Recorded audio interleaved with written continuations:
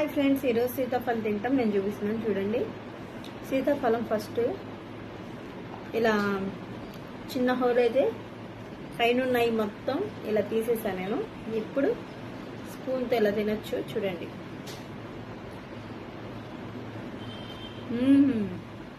ఇంత బాగుంది చూసారా,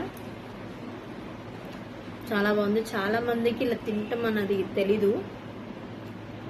దాన్ని తీసి 2 ముక్కలు చేసి తింటారు. నేను చూడండి